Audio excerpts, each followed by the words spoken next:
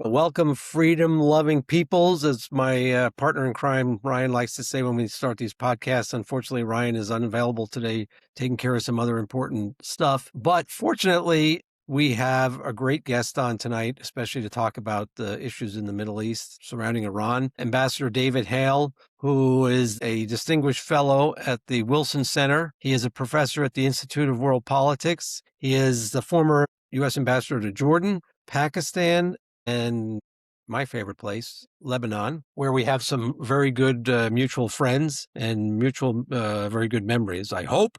I'll let him comment on that. He retired as the Undersecretary of State at the U.S. State Department, which is a huge job. He is a Presidential Rank Award. He retires as a career ambassador, which is, again, just an incredible accomplishment, and also served in multiple tours overseas. And he was the Special Envoy for Middle East peace process, which is also very relevant right now. So I can't go through his whole career biography, but maybe the most important thing is he's from New Jersey. And despite that fact, we're still friends. Now, that's a joke for all you people from New Jersey. I am from New York, so we share the giants. Ambassador Hale, thank you for taking time with us tonight. I know you're in high demand, given your expertise and what's happening in the world right now, but thank you very much. It's a pleasure. It's great to be with you, Glenn, and thank you for the kind introduction. I wished I'd had more success in my career because we still have a lot of challenges to work on in the Middle East, as you know. Yes.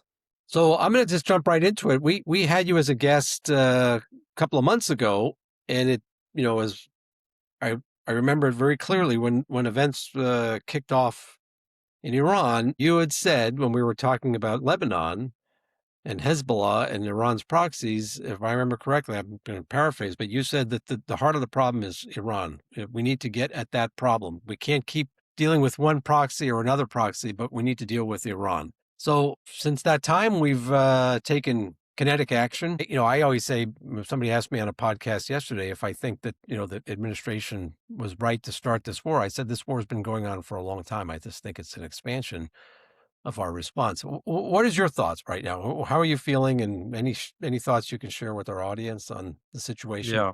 Well, I completely agree with your point. This in many ways goes back to 1979. But we've had 8 American presidents, starting with Jimmy Carter, each of whom tried in their own way to deal with the problem of Iran, Revolutionary Islamic Republic of Iran. And we rarely got our way. They tried everything in the diplomatic playbook: maximum pressure, dual containment. Obama, in his first inaugural address, spent a lot of time. It's an inaugural address, the most important speech of an American president, extending the olive branch to Iran, and the Iranians ignored him for several years. We then had, George W. Bush had started multilateral negotiations on the nuclear threat.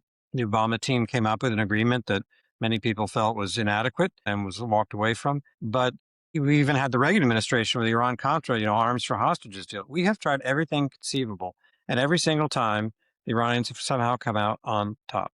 The only other moment in history when we actually got our way with the Iranians was in the late 1980s. I was a young officer in the Persian Gulf serving in Bahrain, where our Navy was headquartered.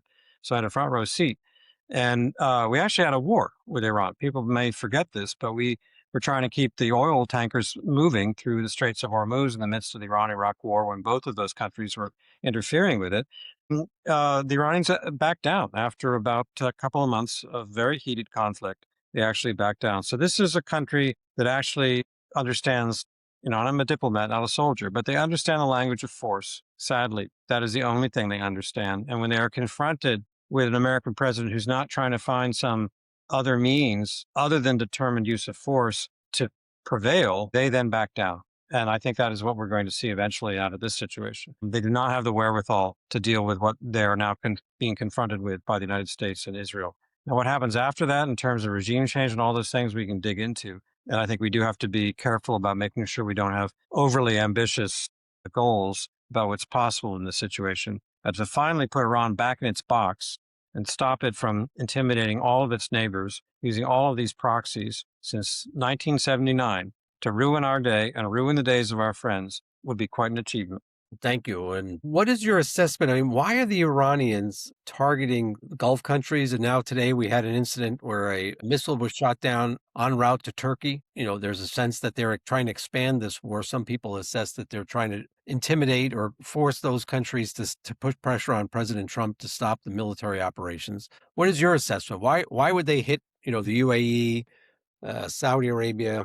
Are any thoughts on that, including civilian targets, including airports? Right. I mean, to me, it's a sign of desperation that they're kind of lost. This is not evidence of a real strategy. It's just kind of doing the things they can do. And by the way, the images that we see, although disturbing and dramatic about, embassies and airports and so forth in flames, it's really the result of just a few missiles and drones getting through, and that hundreds and hundreds had been stopped. But I think the Iranian strategy is what you said. I think that there is probably the belief that they can somehow create a confrontation or at least a split between us and our Arab friends, in which the Arabs start to try to put pressure on the United States to end the war. Personally, and we'll see, but I think this is having the exact opposite effect. I think it's reinforcing a perception in the Arab side of the Gulf that Iran is the problem, that Iran is determined to threaten them. That Iran, I mean, they even attacked Oman, the most peace-loving nation, one of the most peace-loving nations on the planet. So, I mean, this isn't about the intimidation and violence of the Arabs. It's about the Iranians doing the thing they can do, which is to get through some of these air defense systems in the Gulf. Also, to try to shut down the Gulf economies. They have tried to target the oil facilities. Ras Tanura took a hit. Qataris, of course, have had to suspend LNG exports. But I suspect that in a matter of hours, if not days, and again, I could be wrong, I'm not a military expert, but from what I read, after we've conducted our operation to sort of eliminate the leadership in Iran, we're now focused on their means to retaliate. And so I suspect that their ability to launch these attacks through missiles and drones will begin to be reduced, probably not eliminated, but reduced over time. Already the Jordanians have reopened their airspace, for example. So I do think that our media, not deliberately, but just the nature of media and photojournalism, may be creating a sense of crisis that is perhaps a little bit overstated. Yeah, a lot of people are now talking about oil prices and, the Strait of Hormuz and the threats the Iranians have made there. And, I understand today Qatar declared force majeure. It's something I read in the media. Any comments on that? I'm sure when you were in your last job with the Department of State, that was something that, people are always concerned about. I also followed Iran for a while in my career. That was always a choke point that people were watching. Do you think that the oil markets, the energy markets, which are very important for a lot of people, do you think there's going to be a spike and then it's going to calm down, or you see long term, and I say long term for a couple of months, the continued rise in energy prices? Well, of course, there are two aspects to this. One is expectations about what's going to happen in the future. The other is just if supply is constricted.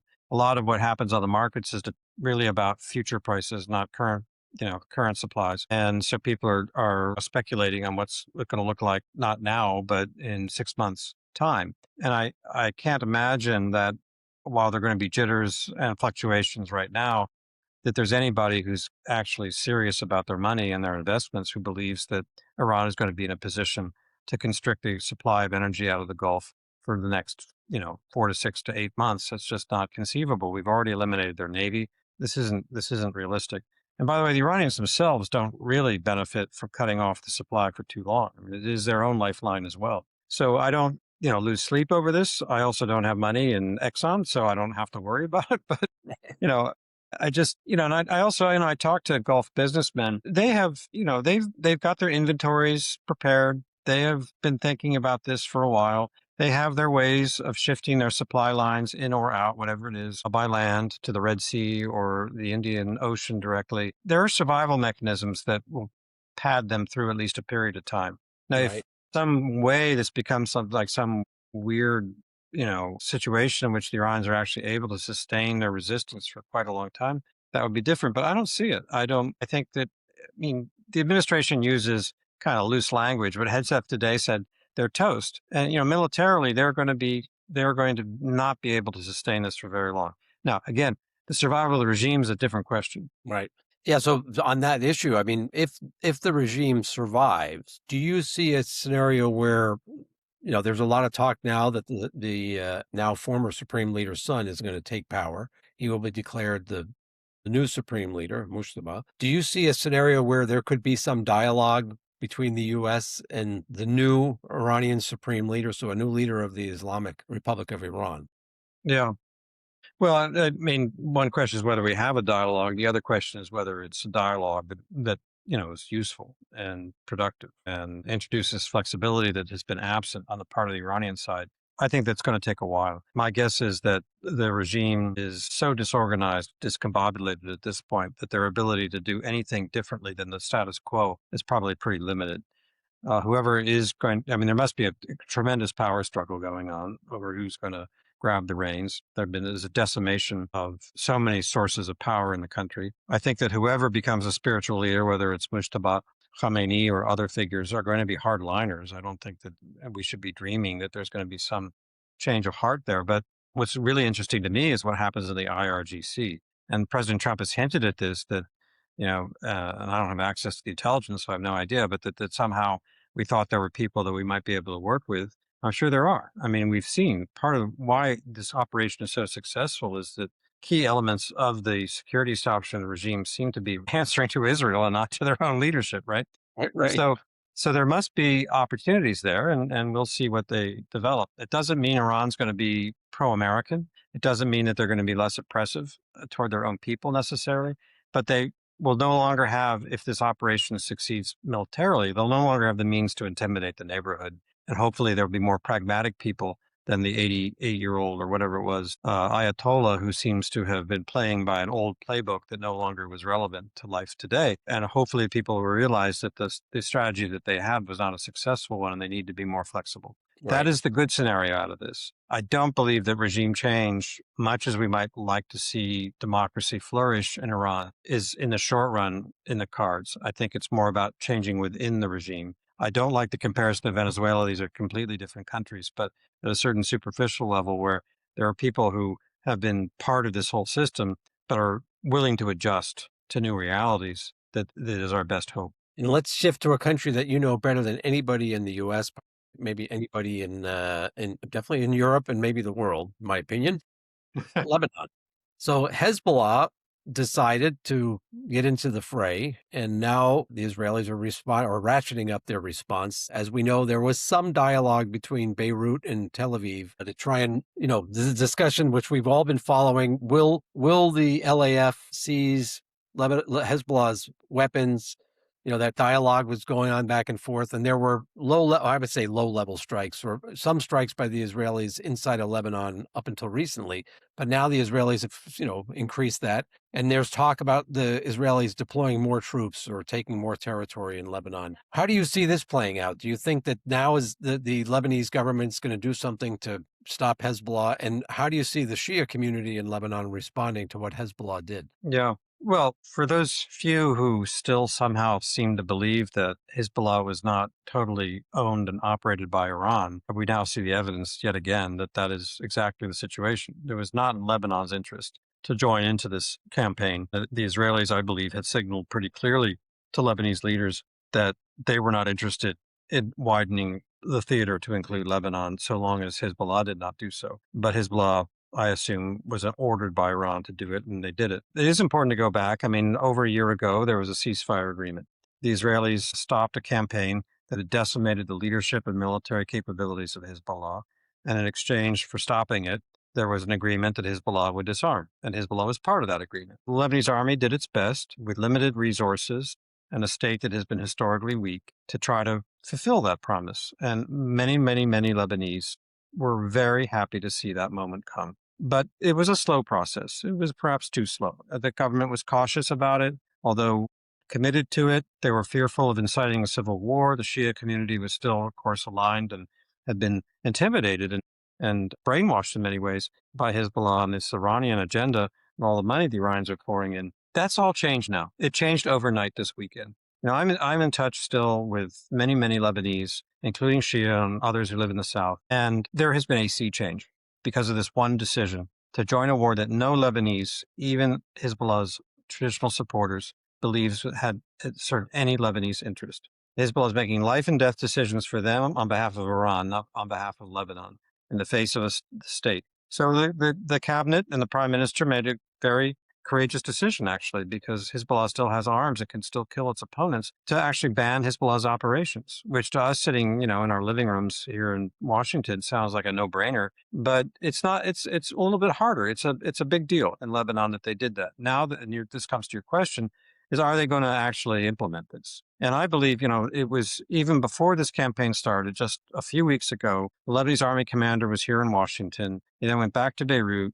He laid out the plan for the second phase of the disarming of Hezbollah. They're going cautiously, sector by sector.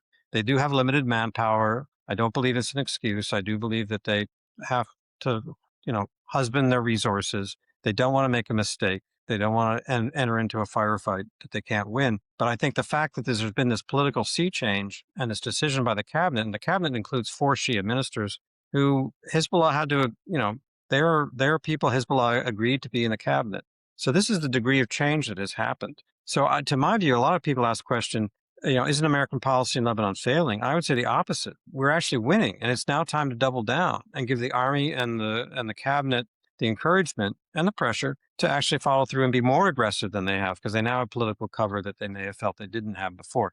Now, meanwhile, Israel's going to be doing what it's doing, and they have gone in on the ground level. They've occupied Khiam, which is a market town. It's the largest town near the Israeli border. So this has been something that has raised questions, and there's going to have to be a complicated deconfliction between the Lebanese army and the IDF. The IDF is going to, until they're confident that the army actually is not just doing what they say they want to do, but it's actually moving against Hezbollah, the IDF is going to say, well, we're going to do what we're going to do to restore deterrence. And it's kind of hard to argue against that. But I just hope they don't go so far that they undercut our partners' ability to reestablish their own role. Because in the long term, that's what we need, is a state of Lebanon that can do this rather than an Israeli force. Right. I also hope that they've learned the unintended consequences of physical occupation of South Lebanon, because that can create complications that we've learned from the past are not sustainable for the IDF. Right. Yeah, I agree. And I've had Israelis tell me that they were part of the original occupation many years ago, and it turned out to be a disaster for Israel for many years. Yeah.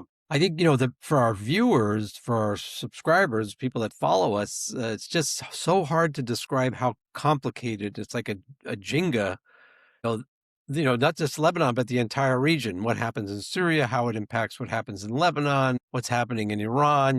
Now there's reports that we're arming the Kurds in Iran. I don't know if that is correct, but how will the Turks view that?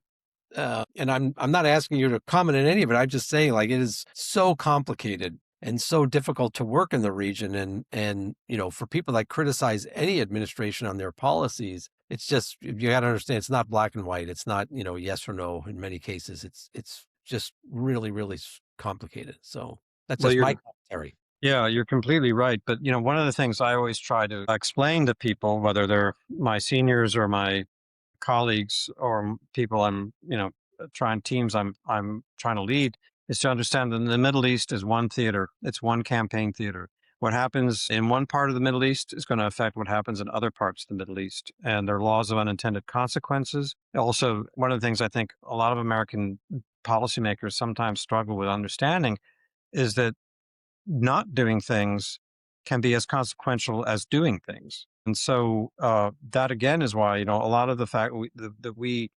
evaded the reality, and this is your starting point of the conversations, the reality that Iran was our central problem. And yet for decades, we just evaded that. When our Marines were killed by an Iranian Hezbollah militia in 1983. 83, yeah. We didn't do anything. I mean, Reagan talked big. We did nothing. The Iranians paid no price for that. Right. And same thing with 2 embassies were blown up there. They still remember that. So we have ourselves to blame partly for allowing a situation to develop in which the Iranians knew they could outweigh us, and that our deterrence capabilities were impaired because the American people didn't care as much as they cared. They were willing to, invest in these things where it wasn't such a high priority for us. So we didn't necessarily expend things. When we've suffered losses like this, the American public said, well, why are we doing that? And people had to pull out. I don't want to see those kinds of losses again either, but we do have to be persistent. And whatever our strategy is, and I do believe that this strategy is probably the most likely to change the equation with Iran, we have to stick to it long enough to make it work. And it's not, when the war ends, and it will end probably in a matter of weeks, we still have to be engaged, not negotiating with these people. I mean, unless they come up with a new and more flexible approach, but keeping the pressure on and turning over to our allies like Israel and the Arab states the capacity to defend themselves adequately so we can also attend to other problems around the world. This is opening the door to that in a way that other presidents talked about it. They didn't actually do it. Now, I'm not saying, Trump will be watching our politics. He'll be watching his base. He'll be watching all kinds of things to see how far he wants to go. The way he's described the goals of this war are such that he can kind of declare victory whenever he wants. I hope he waits until we've actually really eliminated Iran's ability to threaten the neighborhood. I don't care about the regime personally. I'm less interested in that. I think over time we can create opportunities for more freedom and for more, diversity in Iran, and that would be great. But our real goal is to make sure they don't threaten the neighborhood. Right. And I'm glad you said like the campaign and you talk about Iran. How do you see, because my own view is that it's even bigger than that. We have Russia, we have, like we've been facing these threats which have something in common. Countries that have been working against our interests, sometimes together, sometimes not, but they do kind of overlap. And Russia's definitely one of them, the PRC, how do you think that, like, if you're Putin now, or you're Xi Jinping and you will see what's going on, what's your next step? How do you Right. respond? Yeah. I mean, you're absolutely right to bring this to the higher plane. Although I do think, personally, I don't think Trump's doing what he's doing in Iran because there's some subliminal strategy related to China. But any president of the United States knows that whatever he does in one part of the world is going to affect relationships around the world, including with the other great powers. And this is fantastic. I mean, the Chinese we're always trying to project the myth that America was a declining power. Well, I don't think anyone watching TV every night this week can draw that conclusion. Of course, the operation has to succeed for that to really be brought home.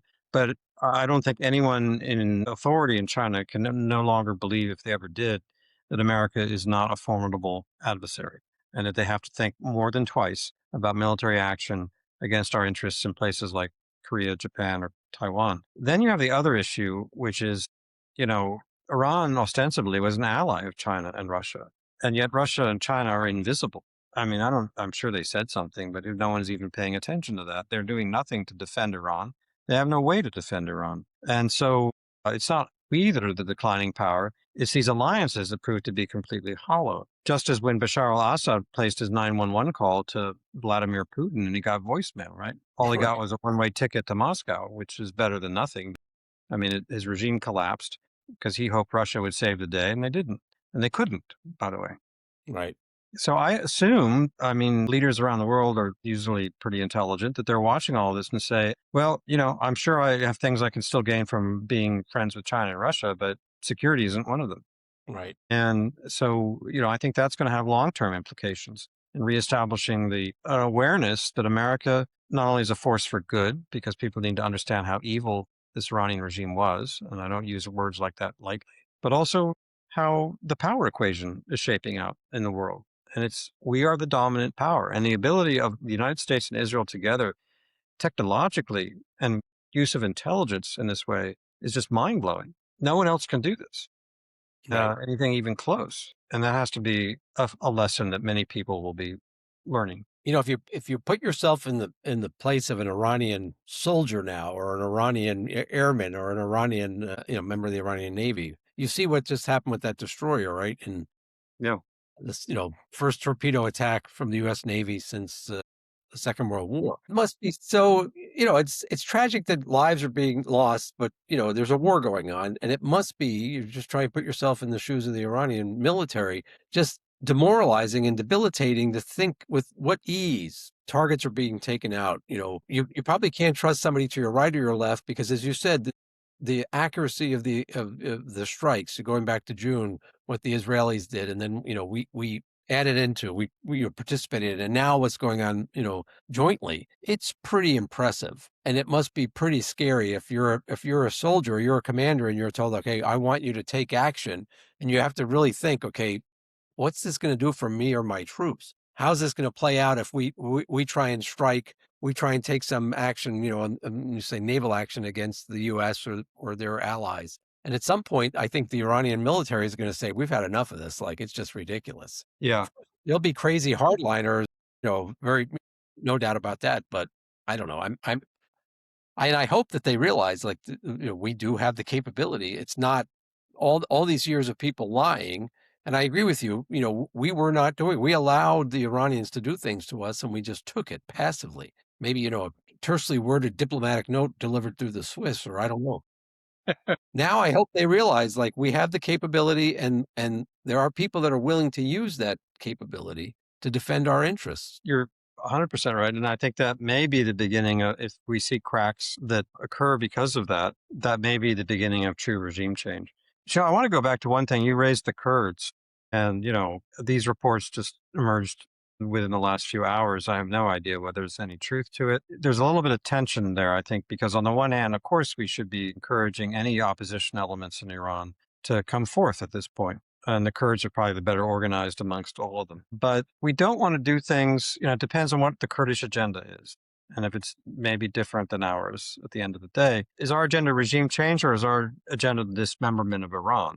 And the Kurdish, attitude may be more of the latter than the former. And we just have to be careful about that, because even if the popular support for the Iranian, Islamic Republic has diminished greatly, if not evaporated in the country, the security establishment obviously is still keeping a lid on it. But if it begins to look like our campaigns against Iran as a nation rather than a regime that is sort of discredited, we're gonna have problems there. And so I think the whole agenda about domestic change in Iran has not necessarily been thought through carefully, or at least it hasn't been presented in a way that makes me feel confident that it's been thought through. And with all the lessons we've had in front of us about how we don't really do that so well in Afghanistan and Iraq, it's like, why are we getting into that particular space? I would be very, very cautious about it. Yeah, I would agree with you, because we also have other countries in the region that are very sensitive to the idea of being split apart, right? Including a NATO ally. And so, very, very complicated issue. And it's not just as easy as arming one group and then sending them to go do something. I'm with you on that. I'm going to shift gears. You were the ambassador in Pakistan, and now we're not getting a lot of attention. But the Pakistanis were bombing Kabul. I just read today they bombed a Taliban base in Kandahar, which I'm going to guess was our base at one point.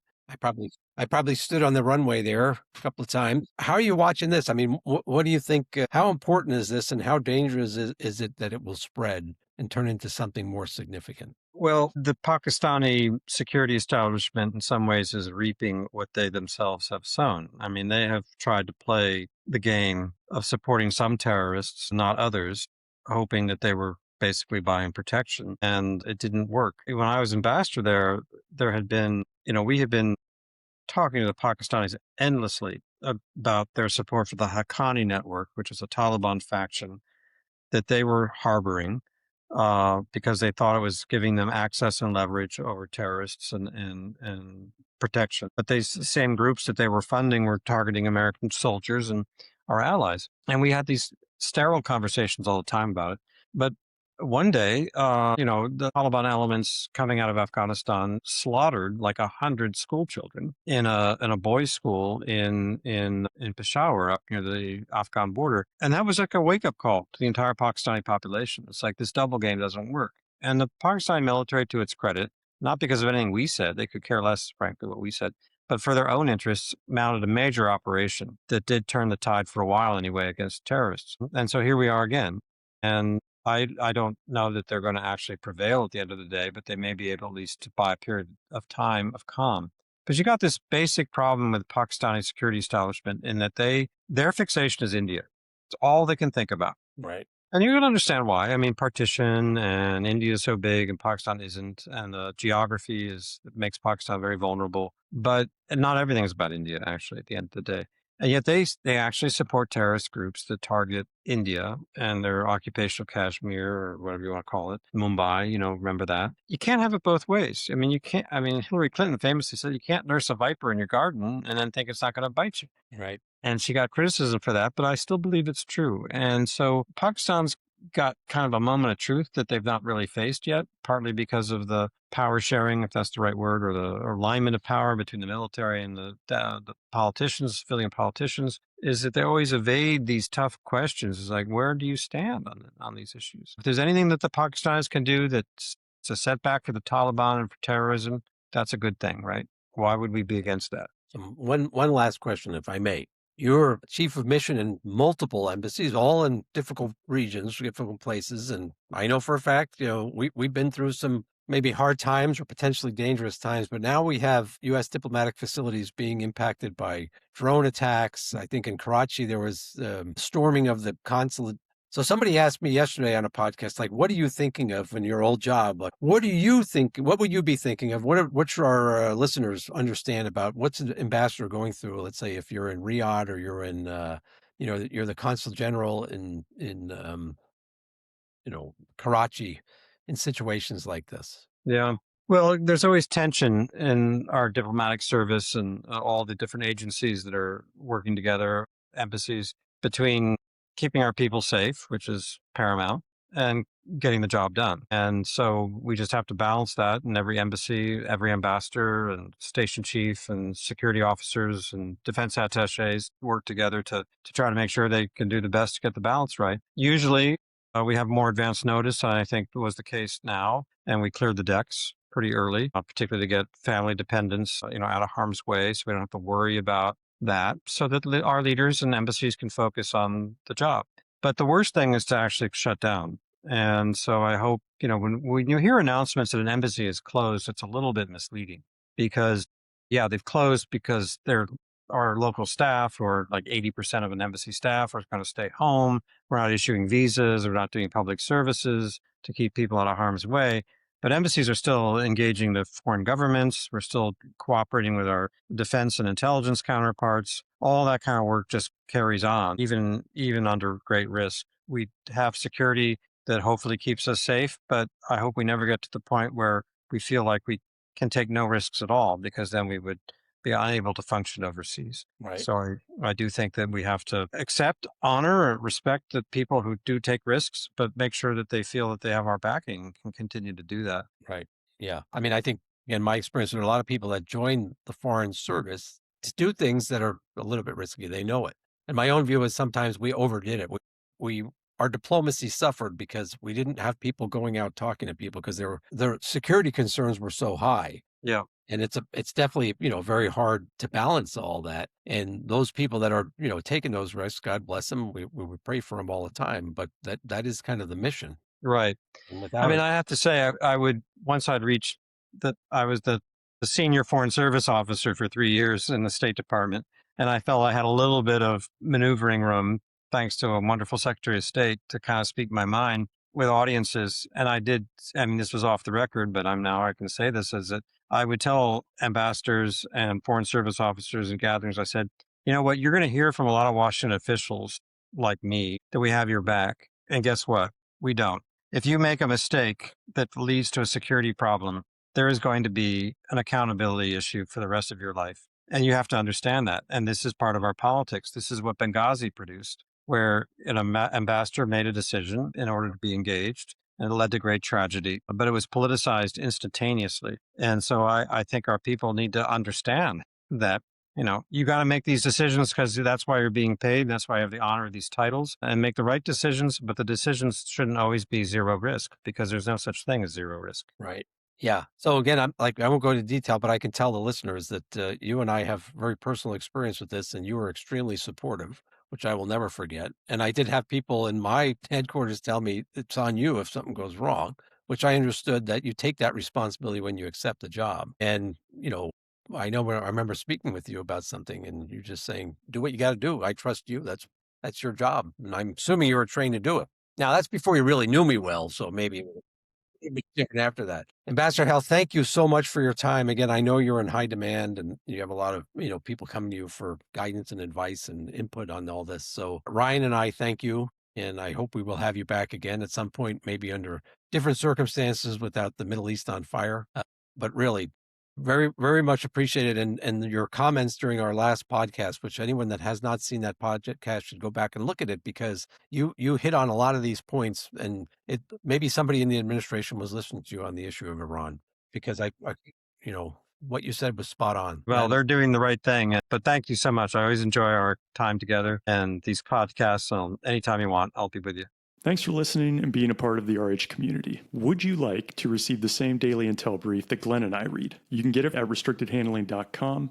We've curated what we consider to be the most relevant and reputable sources on all things international security, geopolitics, military and intel ops, and economics and sanctions, focused exclusively on Russia, China, Iran, North Korea, and the Middle East, to include accompanying podcasts for Russia, China, economics, and spy stories. Just head to restrictedhandling.com, enter your email, and you'll get the daily briefs that Glenn and I both read, and you can leave comments and questions that we can respond to.